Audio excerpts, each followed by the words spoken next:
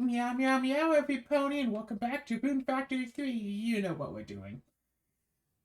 So, Okay, aren't... let me put what I was saying into context. Well, I'll start off by saying the premise, I guess. Like, what really is the difference between like RNG and like a shuffled deck of cards? Because if really the only real difference is that the RNG, it's like computer thing. Well, define computer. We've Um, already seen how like a Magic the Gathering deck can basically be a computer. So yeah, Magic the Gathering can be turn complete, but the 8 individual cards of an attack monster deck aren't Turing complete. How... So, let me finish this thought. So the monster attack deck wouldn't be considered RNG, it'd be random chance. However, since I was playing on Tabletop Sim, and since computers shuffle decks using RNG, technically then it was RNG. oh, so technically the debate was already pointless from the start. At least a deck If, of cards on tabletop is RNG. Okay. because computer can never actually randomize everything, it has to draw the number from a thing.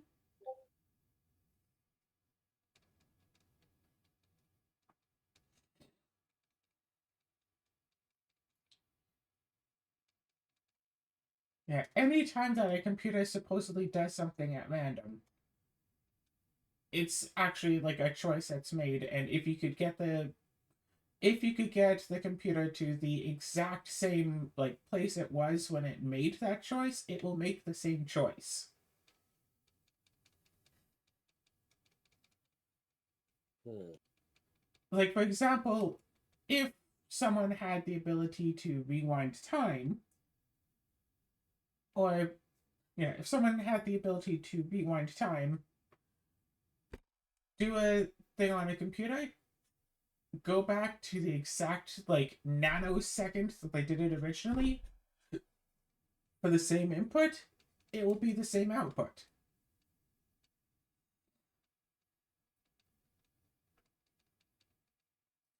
You see this in speedrunning a lot, especially in Pokemon speedrunning, where like, oh, if you start the game on this exact frame, then you take exactly this long to do exactly this, then you'll be able to get a starter Squirtle with like maximized stats. So think of the flagpole as a bus stop, basically. You know what I'm referencing. If you don't know what I'm referencing, Oh yeah, Super Mario Bros. Speedrunning, yeah. yeah. Well, I'm saying to the audience, if they don't know what I'm talking about, look it Super up. Mario Bros. For the Nintendo Entertainment System, uh, if person A finishes a level, what is it? What is the duration? Like 0.85 seconds or something? Like less than 0.85 seconds faster than someone else. It's possible that both of them will get a completion time of on that level of the exact same. If you play that game a lot, you'll sometimes notice at the end, after you are on the flagpole and before you jump off, Mario might wait like pretty much no time at all, or might hang there for a moment and then get off. Because the level can only be completed in certain increments. What is the time? Is that...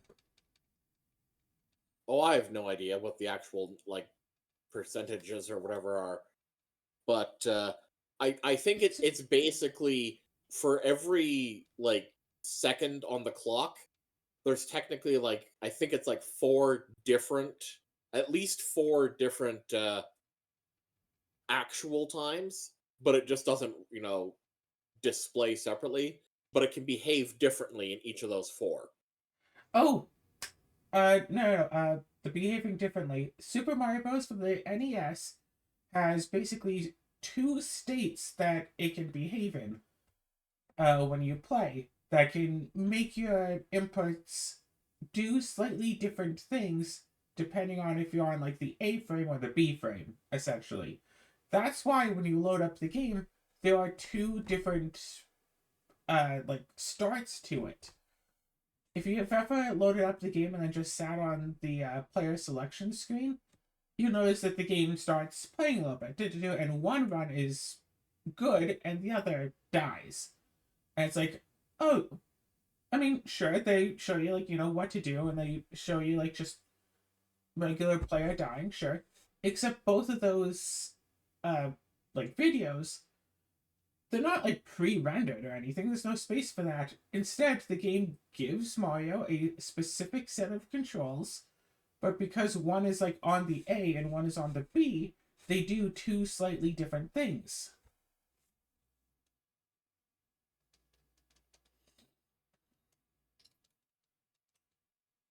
And this apparently either went uncaught by anyone who was working on the game or playtesting it, or they noticed it, but just didn't mind it enough to actually take it out.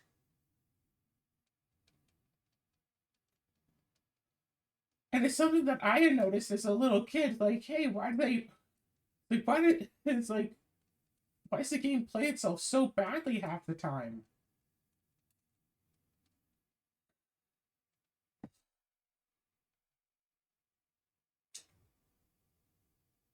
Cinnamon, you're not a watch. Why are you on my wrist?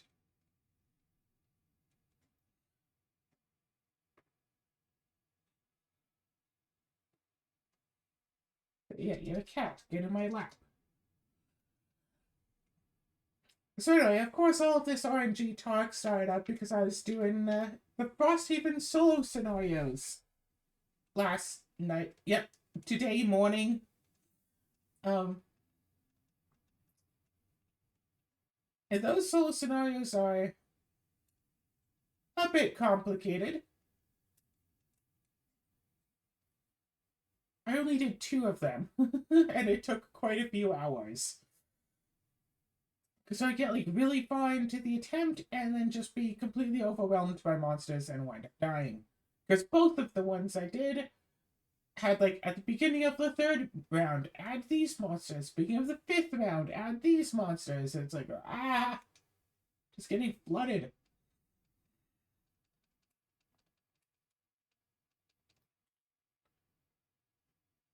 I don't know. Hey, Zara, do you think anyone watching this cares about Frosthaven spoilers? Because you started talking about Frosthaven, I forgot that you weren't recording Frosthaven at the moment. That you're doing something else, aren't you? Yeah, Rune Factory. Oh. I don't know. I mean, you probably should. I don't know. Maybe, maybe not. I don't think anyone minds too much. So, the first scenario I did is with the HIVE unit, a machine that can essentially break down into multiple parts. Mechanically, it has a lot of summons and can basically swap its main body between the different summons it has. And based off of which summon that you are currently inhabiting, you get a perk and sometimes a downside. The one that I went with gives permanent shield 1, but your ranged attacks have 1 less range. In a scenario with a whole bunch of monsters attacking you, that shield 1 is very important. I had to get so much XP that I went up to level 9 before I could actually beat the scenario. Because at level 9, you can get a card that's a summon with 9 health and shield 1 and attack 4. So to start off this scenario, plop that summon down, and it basically just stayed on the board for the entire scenario. Because the way the solo scenario works is you basically start off in an open room with 3 objectives. Each round, one of them, quote unquote, at random, becomes active. And so if you stand next to it, you get +1 to all of your attacks, your summons get +1 to all of their attacks, and at the end of the turn, you and all of your summons heal for 1.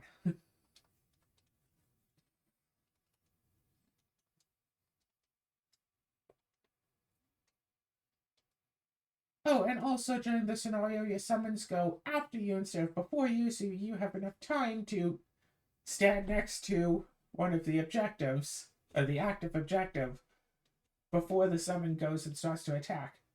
Oh, and this summon specifically has piercing, which is really good because every single monster in this scenario has shield. Oof. Getting that 1 level just to get that 1 card made the scenario a heck of a lot easier, even though it brought the monsters from level 4 to level 5. Even though the monsters were an entire level stronger, it was way easier because I had that 1 summon who could actually, like, take their hits and deal damage.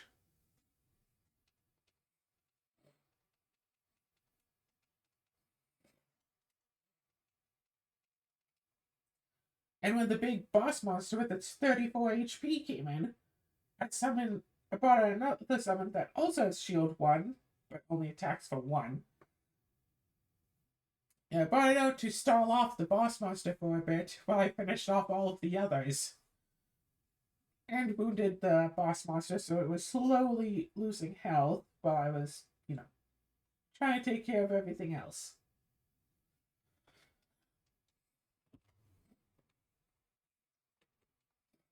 And then the other solo scenario I did was the Banner Spear, a character who is very, very reliant on having allies in certain locations to do its attacks. A lot of its attacks are area-based, but you need an ally in a certain space relative to you and the enemies to do the attack. It also has an ongoing card that gives it Shield 1, but at the cost of all of your ranged attacks lose 1 range. And this fight was against a lot of Vermling scouts and a few polar bears. Polar bears. Yeah. Polar bears, they're supposed to hit like a truck and inflict wound. However, it wasn't just my own character because I had 6 city guards assisting me, but they didn't move. All they do is at initiative 50, they do an attack 2. If I got up to level 9, they would have done an attack 3. But I didn't actually go that far. I won on the 3rd attempt. But the scouts, they can attack at range, and then the city guards can't do anything because there's nothing next to them. Or they can wait until after the city guards go, then run in and attack, and then before the city guards go next turn, they run back and fire from ranged again. Like, one of the cards of the scouts is just move and loot without attacking. This might be on my second. I'd be on my 3rd or 4th attempt. My first 2 or 3 attempts, I never actually got just the move and don't attack card, which is really, really useful in this scenario because then the Vermlings just run up to your guards, I think before the guards go, and they just sit there so the guards can actually attack them. Although I did kind of cheese the scenario a little bit by planting the Banner of Healing, but I mean, it seems like the scenario is made to use a Banner of Healing. At the beginning of each of their turns, all allies within range of 3 heal 1. So if the polar bear wounds them, not an issue. If they get poisoned by the Vermlings, not an issue. If they take a bit of damage, probably not an issue. And then just have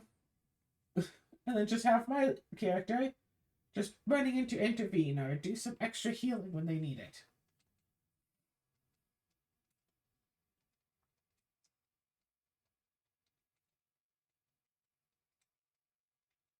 If I sound extra weird today, it could possibly be I had 4 hours of sleep, and since I've woken up, I haven't had water. So my water bottle is just about empty. Yeah, you do sound a little bit delirious. Oh, I thought I sounded a bit phlegmy. Yeah,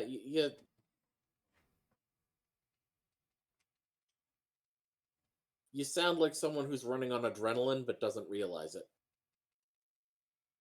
Oh, what, you think I'm gonna crash hard in a few hours? Yeah, that's what I'm doing Bin Factory now, so I don't forget to do it later.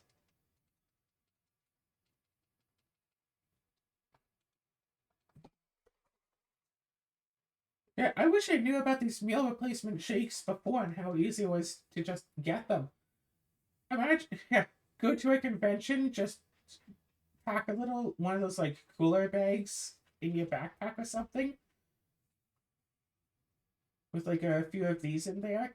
You don't have to, bring big bulky food. You don't have to buy convention expensive convention food. Just, oh yeah, it's been a few hours. Let's just drink one of these and we are good to go. Or heck, if you don't even want to carry this much around, you could just leave it in the car Well, in it a is best cooler. to have it chilled, but that is explicitly on the instructions. Yeah, keep chilled and shake before having. Shake, shake, shake, shake, shake, shake, and then drink. So I'm not sure how. Uh, okay, I don't know how, but I'm not sure why. But apparently, I went a good 2 weeks and barely even had any milk. I had to throw out like a whole jug. Also, cinnamon seeds a birdie. Yeah, I just want to point out that's why I don't get milk very often, because either I'm gonna end up having like the full Oops. 4.5 liter jug of milk in like 2 or 3 days, or I'm gonna have it like on the first day and then forget about it until a week later. Okay. I still have a picture somewhere of the chocolate milk challenge I wound up taking.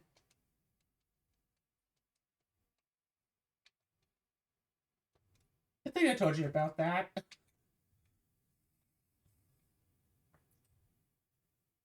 One year on Halloween, I go to my local drugstore and I see a chocolate milk there on sale for $1 for a 4 liter jug because it expired on November 1st. Oof. I mean, it's quite the challenge indeed.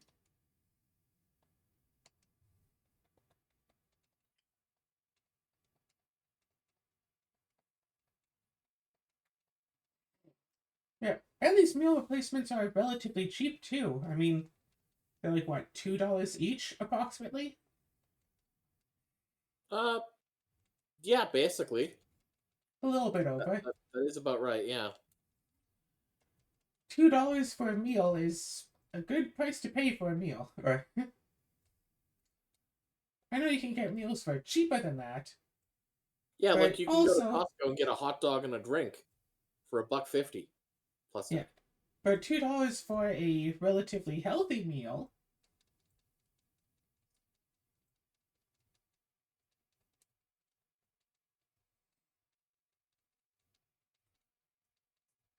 Yeah, yesterday I woke up, had one of these things, and then like 5 or 6 hours later, I realized, oh right, oh right, I should probably either have real food or have another one of these, huh?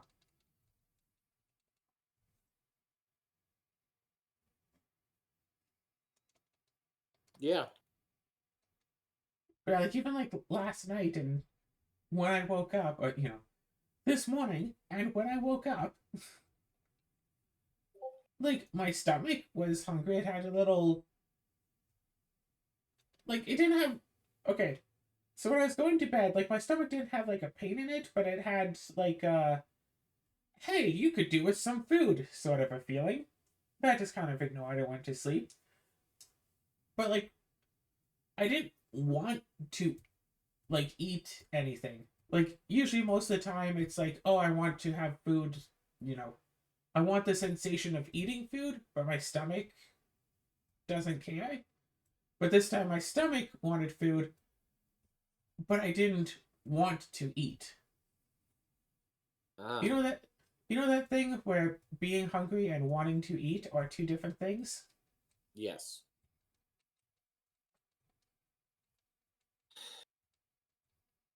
Although thinking about all this, it's reminding me of something else that I've found out today that I am very much Uh not happy about. oh. So my weight loss medication that I've been taking, I've been running low on my supply on it because, okay, when I switched to income support, which shouldn't have changed anything with my prescription. Um, yeah, the government said, yeah, no, we need you to send in a new request to get coverage for this medication. It's like, really? Whatever. Okay, so it started being the pharmacy, filled it out and sent it in, blah blah blah. And we've been waiting since September. Mm. Just found out that oh gosh, sorry. Yeah, yeah, just found out that apparently what's happening is the government is ignoring any new requests or like request renewals for this prescription for coverage. Why? Because the government is apparently in price negotiations for a competing product, which isn't on the market yet, but this other one is, and many people are on. And everyone is, well, no one's even getting denied. It's just, they're just being ignored. The calls are being mostly ignored. The paperwork is just not being processed at all. They're just sitting on someone's desk. You can always count on the government to be absolutely useless when people need it. Yeah. But yeah, no. You can't have your normal medication. We want you to try this new medication. Okay, can I have the new medication? No, it's not available yet. But if we finally allow you to have it, you're going to love it. If It's we just ever very actually deem you worthy enough of it, you're going to love it. If it ever becomes available.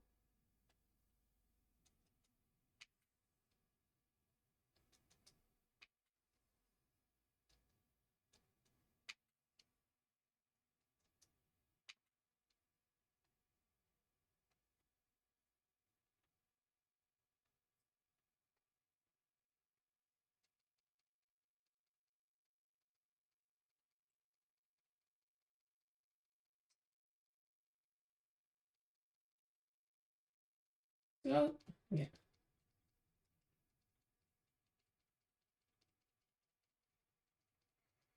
Uh,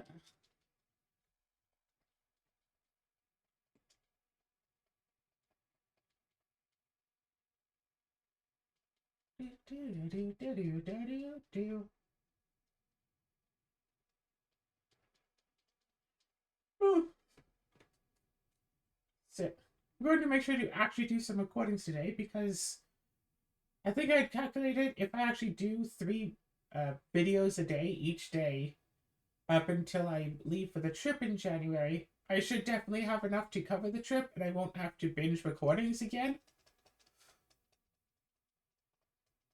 hmm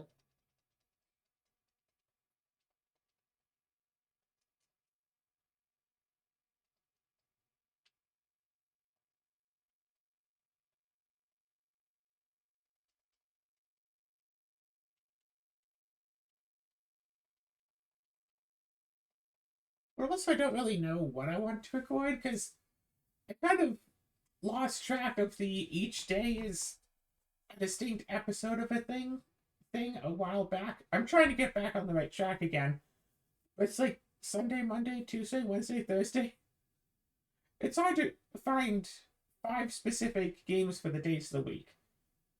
Sunday is when I try to set aside something that the two of us have done together. Usually that's been Sims. Monday I've been having Bravely Default 2 on Mondays. Troubleshooter on Tuesdays. I had Zelda on Wednesdays, but I haven't played that in a few weeks. And for Thursday, I have no idea.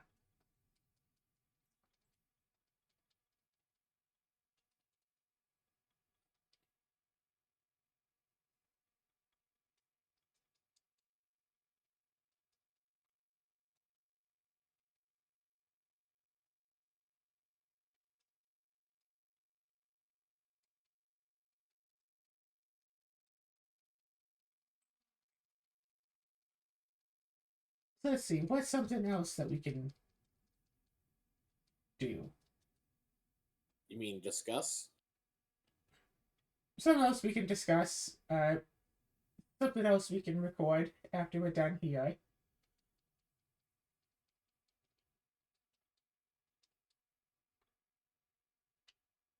Either way. But yes, what is something else that we can discuss?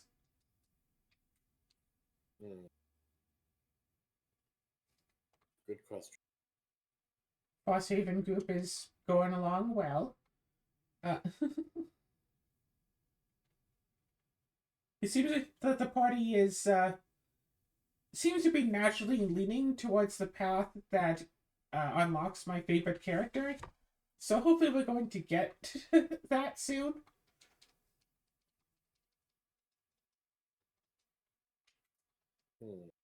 It's got teleport. It's got invisibility. It's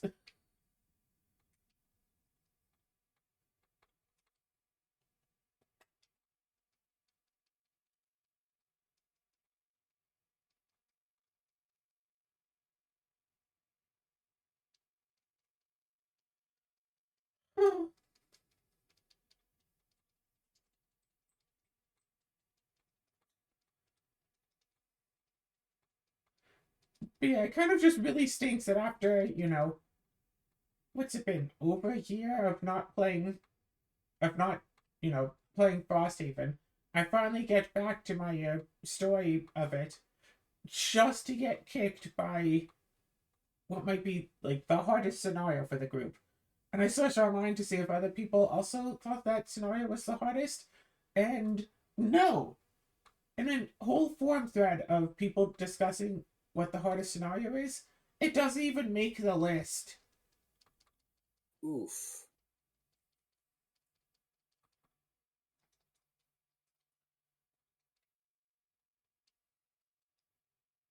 So, hey, maybe Gloomhaven was too easy, but it looks like Frosthaven sure ain't. No kidding.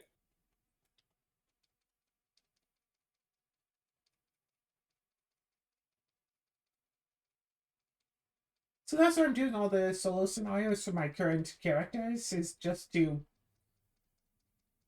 If I do the solo scenario, I can get their item. And that might help things out a little bit. But yeah, it really seems like that the people who made Frosthaven definitely, I mean, it's like the same... It's not just the... It's the same person, but plus more people. And because Gloomhaven had a combo in it where you could take an infinite length turn.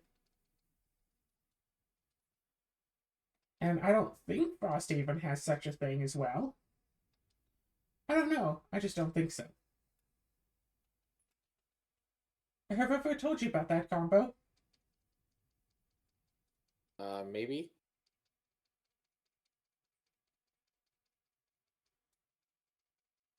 Remind me. So, let me just try to remember exactly what it was. So, there's an item that you can get and use where you flip over the item, you add a curse to your modifier deck, but you flip up two other items that had been flipped down. So, for example, you could flip over two stamina potions and use them to recover cards that you had discarded. Just for example. Trying to. There's also one item where you can flip it face down, play an extra card, and use its top action at the end of your turn. And there's a similar item, but you use the bottom action of a card. And so, yeah, you can use all of this. And it's like, hey, you could play a turn, basically play another turn, recover those cards that you just spent, and then, like, play like a third turn in a row. That sounds useful. So, the item that recovers other cards is a head slot item that only recovers pocket items, and all the others are pocket items. But one of the personal quests gives you a pocket item that you can flip down to unflip a non-pocket item. So, you do all this to take your 3 turns, use that pocket item to flip up the necklace, use the necklace to flip up that same pocket item in one of the others. Sure, you give yourself all of the curses in the deck, but you can recover all of the cards you play with your stamina potions and just keep playing cards for more top actions and bottom actions, and then can just keep going forever. And, like, yeah, you have every single curse in the deck, but you also have as many attacks as you want to do the entire scenario. As many actions, as long as they aren't loss actions, to do everything in the scenario on your first turn. Yeesh. Sounds broken. Yeah, that's why the personal item has been errated to have the cannot be recovered from the lost zone icon on it. Basically, every card. Yeah, I think every card that can recover stuff from the lost zone has a little "this cannot be recovered from the lost zone" icon.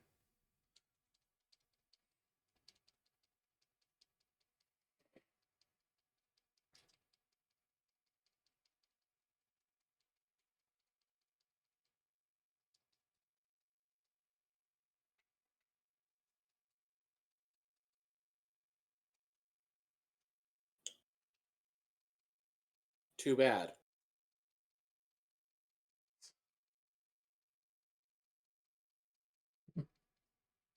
Yeah, invisibility cloak is now in Frosthaven. So you can't so easily just get free invisibility. Gosh, And you're not allowed to just bring it over from Gloomhaven? Yeah, that's more of an iffy thing. You can bring over some items, but not other items. Of course, nothing's stopping you from just porting over everything from Gloomhaven if you really wanted to.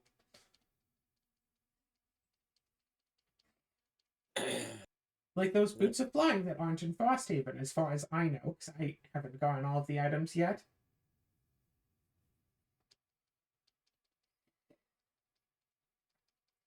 I had your help transferring basically all of my physical game data into that one tabletop sim room, only to later find out that there's a different tabletop sim room for Frosthaven as well that's just better because you don't need to have the app open. Oh? Much more convenient to use. You remember when we played Gloomhaven on Tabletop Sim? Yeah, it's basically that, but Frosthaven. Nice.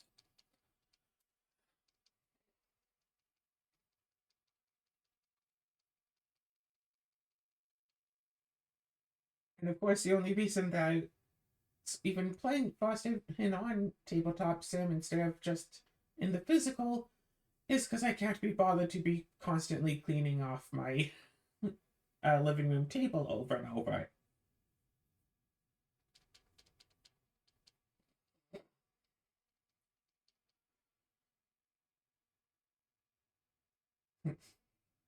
Playing a game on Tabletop Sim is like when you have that extra room that you don't really use all that much, so you can just set up like board game on it and you don't have any like cats or anything to get up and knock pieces down or kids to grab at the pieces, so you just leave the game set up for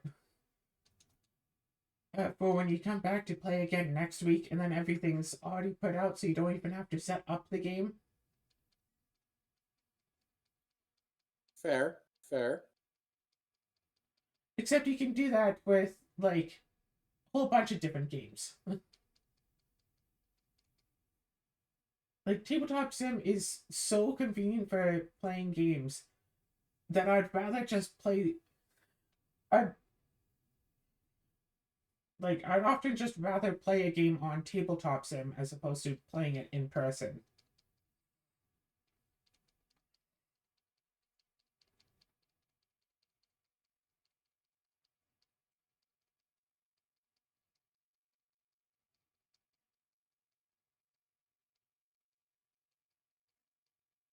Like playing Magic the Gathering over Tabletop Sim is slightly better than playing it over webcam.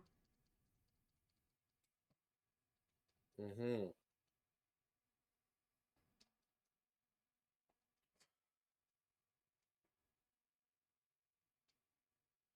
Last time, whatever. Recently, when I tried playing some CDH, someone was playing a deck that steals opponents' cards. But it doesn't just steal them, it exiles cards from their deck face down, so even the person who owns the card isn't supposed to know what it is. But the person who took it is able to look at it and use it. Not exiles it face down, right? It manifests the top card of the other person's deck. So it's like, oh, you're not supposed to know what the card is, but you know which of those cards are yours. And that was so awkward to do over webcam. No kidding, yeah.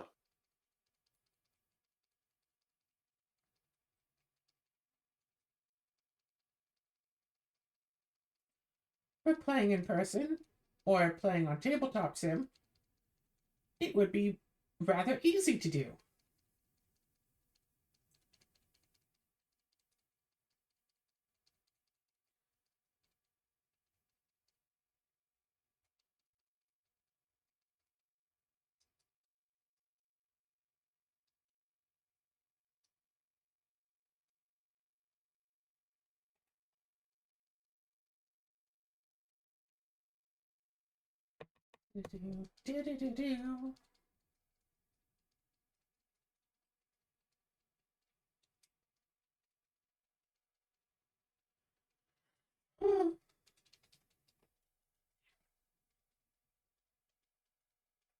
What we should maybe do is play more Troubleshooter.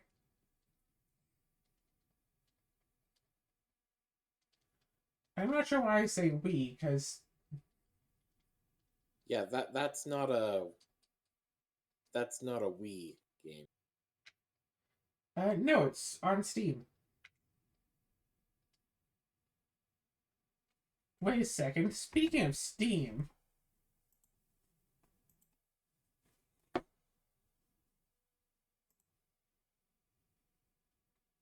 hey, the Steam Autumn Sale is going on. The Steam what sale? Autumn Sale. Autumn sale? It's November! The Autumn Sale. Oh my gosh, there's a lot of games on my wish list on sale. Visions of Mana is on sale. It's only $60. Endoparasitic VR, Tomba Special. Dwarf Fortress is on sale.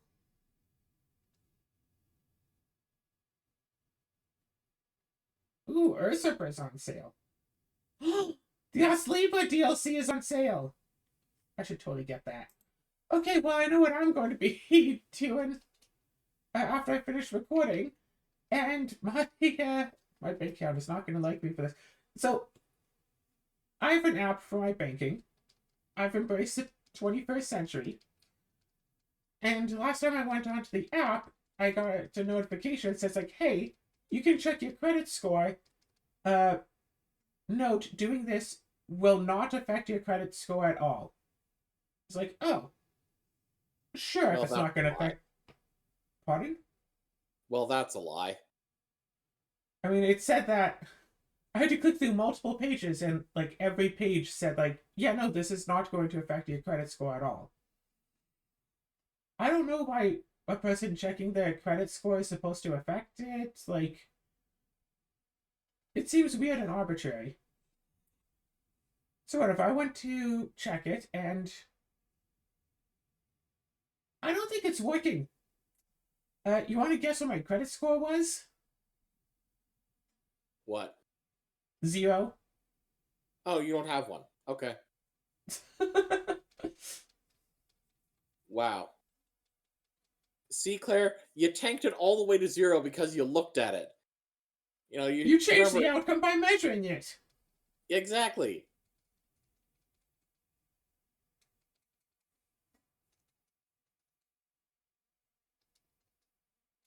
It's like Schrodinger's cat.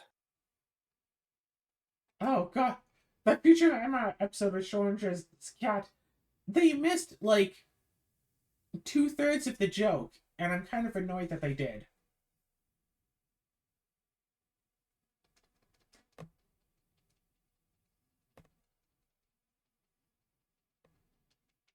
On the other hand, the way that they presented it is basically the perfect way of describing how a person who really doesn't understand any of the concepts whatsoever sees the experiment.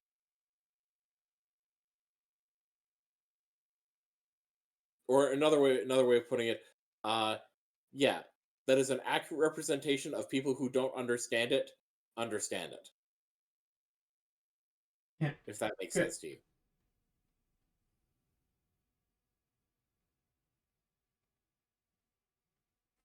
Trying to remember what it was. So I can't. I don't think I can remember the full thing. I'd have to look it up again. But it's all supposed to have an aspect of like the police stop a car for going way over the speed limit. Officer walks up to the vehicle and says like, "Do you know how fast you are going?" "No, but I can tell you exactly where I was. You're going at 136 miles an hour. Great, now I'm lost."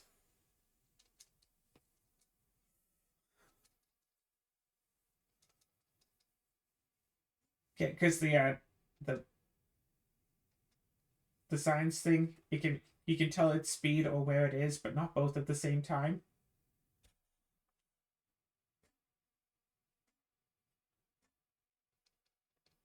Hmm.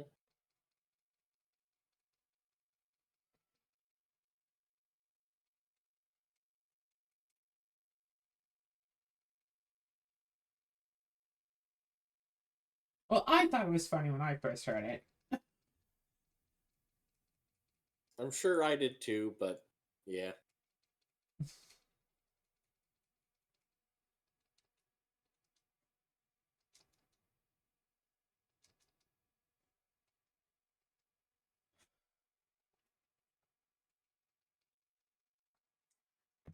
Da, da, da, da, da, da, da, da.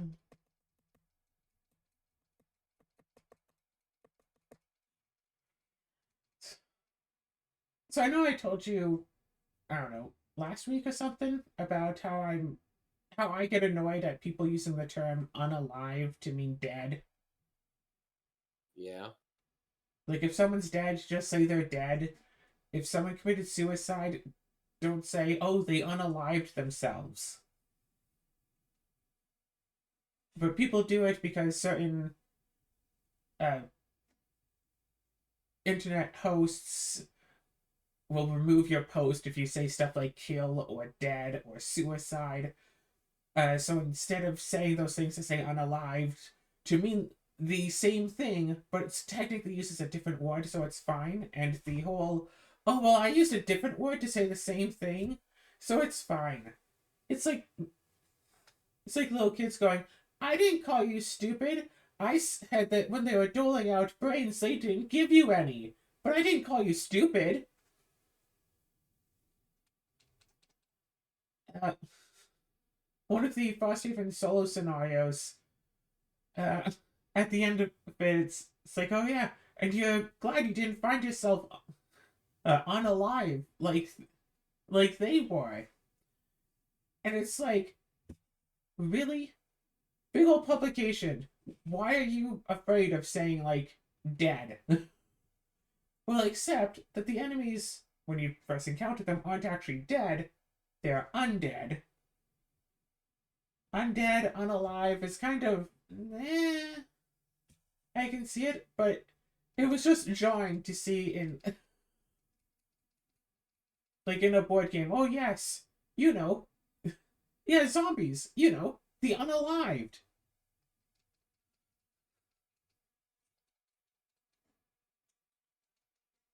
It's just kind of irks for no particular reason.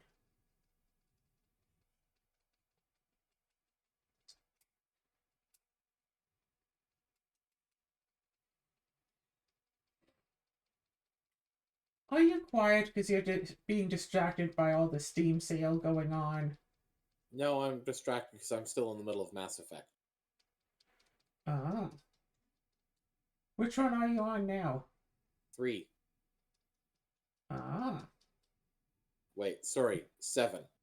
I'm on Mass Effect 7 from the future. Oh, cool.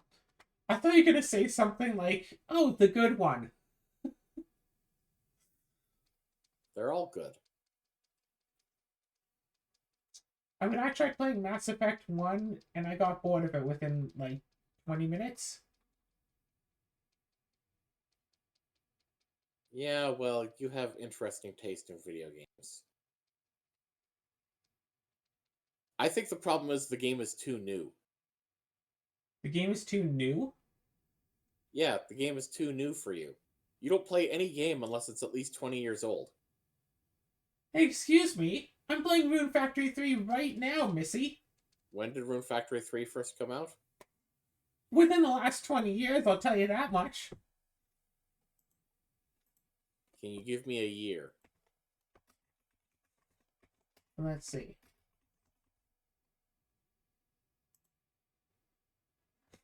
Alright, Rune Factory 3 Special came out in 2023. And when did the original Rune Factory 3 come out? 2009. Okay, so, 15 years.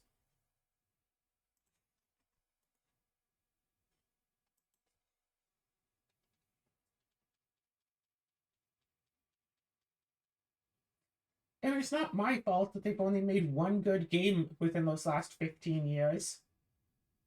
One good video game, I should say.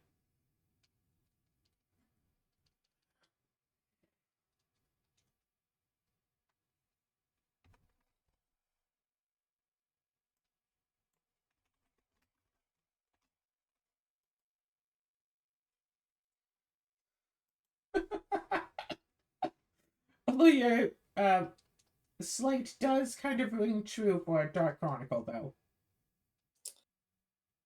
Well, of course. Dark It is Chronicle still is 22 years old. and it's still your favorite game. I mean, it is a really good game, okay? Like, Plus, also, I mean, how old is Magic the Gathering? Magic the Gathering is older than I am by 1 year. It came out in 1993. Oh yeah, Sarah? How old is chess? I know you like chess. But do you know when the last time was that I played chess? It's probably with me. We've never played chess against each other. I have suggested it a couple of times and you've shown no interest. I'm still laughing at how someone pointed out that we had the win in that one chess game. And apparently neither of us decided to just go for the win. Which game? Yeah, one of the roguelike chess games that we played. Oh, Apparently, okay. we could have just taken the king, Ah. and we didn't because I wanted to keep taking out all of their pieces.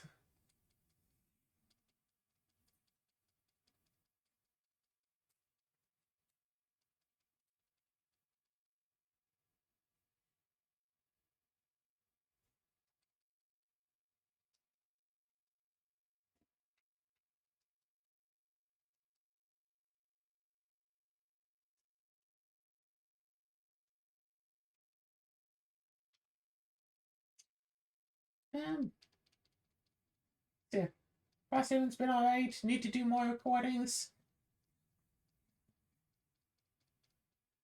Might find some new game to start playing from all this stuff that's on sale.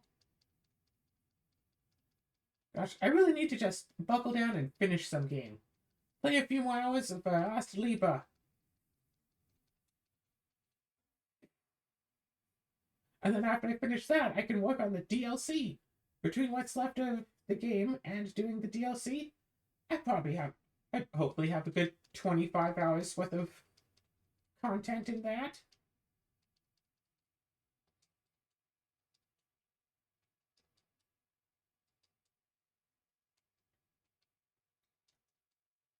Right, I should make more new food.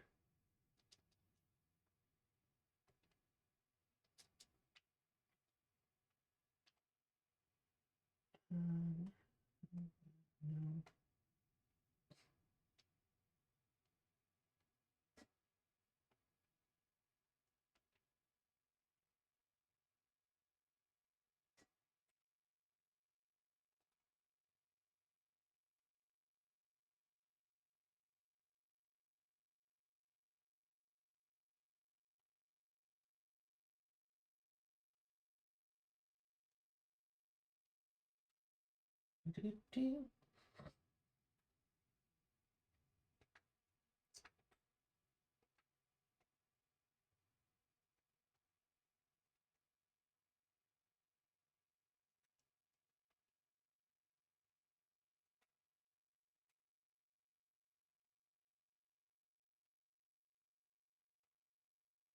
Oh yeah, no, we just have like a whole bunch of extra juice around. We good to keep on going.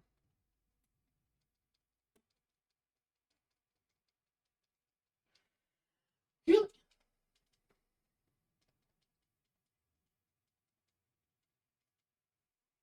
oh gosh, okay, wait, where's my calculator? Here we go. So these meal replacement drinks that we've been taking, they're about $2 a bottle, and if we drink four of them a day, so that's only like $8 a day for sustenance, for food, quote unquote. Times the approximate 30 days in a month, $240 a month for for these things. That is technically less than I spend on groceries normally.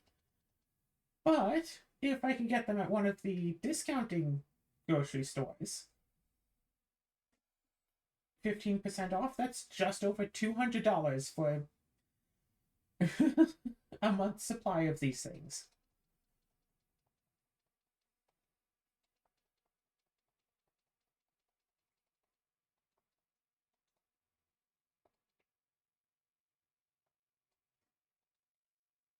Go, yeah.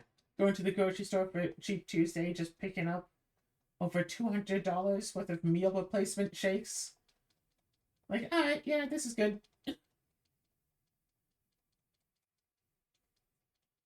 Oh god. Last night I decided to have some real food, and I found a head of lettuce in my fridge and some tzatziki. Yeah, some tzatziki yogurt dip, and I don't know why, but for some reason eating the lettuce made me hungrier. It's supposed to be food. It's supposed to do the opposite of making me hungry. Why does eating lettuce make me hungry? This is not the first time it has happened. Well, probably because, it gets your body thinking, oh, food time. But you're not used to just eating lettuce. Ever. How could someone not be used to eating just lettuce, Hop?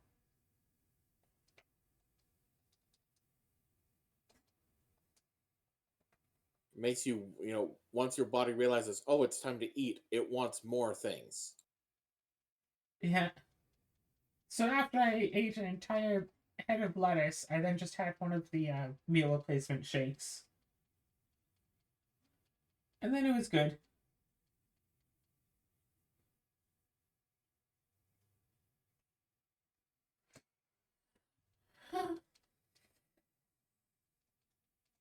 Just realize. Yeah, these meal replacement shakes are basically just another step towards eating food in pill form.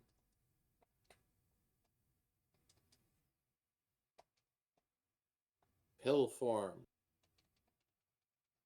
Just have one little pill, and that's all the nutrition you need for your day.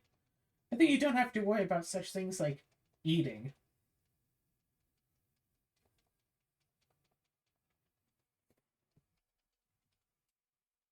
Like, on the one hand, it would be nice if that was an option for people, one relatively cheap pill, and then they don't have to worry about food. So poor people don't have to worry about going hungry. They can just, have this pill, whatever. However, uh, I know how our society is, and if it was possible for a person to have their whole day's nutrition in just one little pill, either A, that pill would be artificially expensive in price.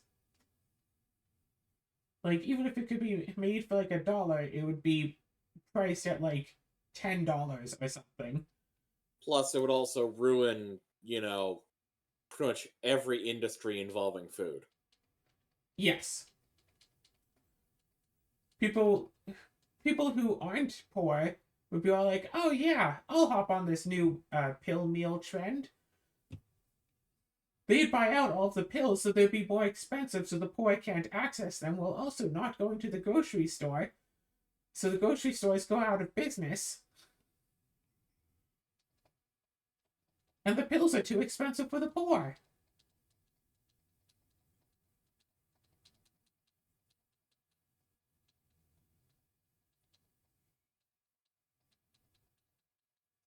There's a lot of things on sale from my wish list. Wait. Is there anything on my wish list that isn't on sale?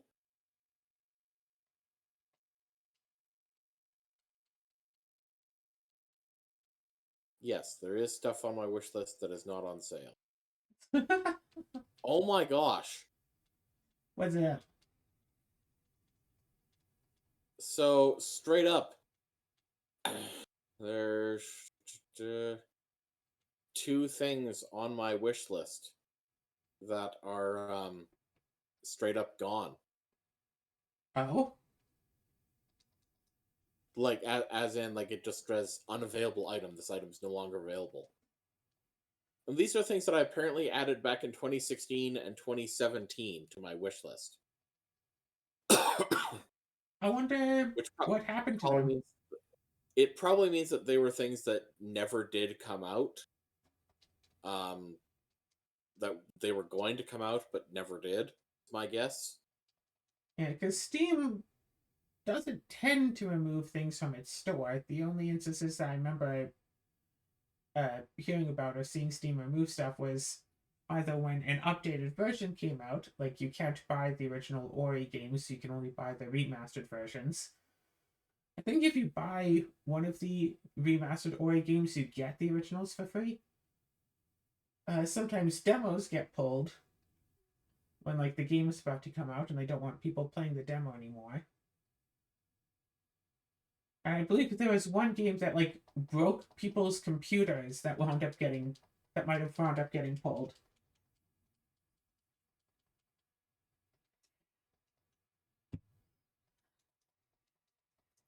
I mean, if you put those games on your wish list 7 and 8 years ago,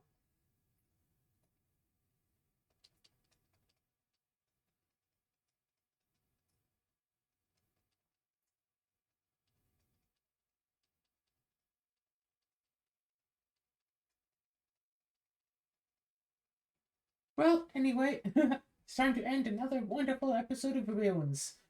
We've increased our medicine level somewhat. In the next episode, we're probably going to wind up doing much of the same. Because, frankly, what else is there really to do at this point of the game? But eat up all this food we've been accumulating.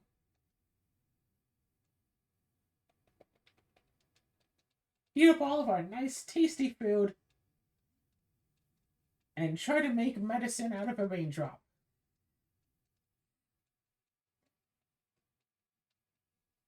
If we do have to wind up fighting anything again, we're going to be thankful for the extra intelligence. If we don't have to fight anything, then this will all have been a colossal waste of time. Place your bets here, folks. Which one do you think this will wind up having been? Regardless, for now, I don't know. Let's check out the hot new games that are on sale. Yeah, that sounds about right.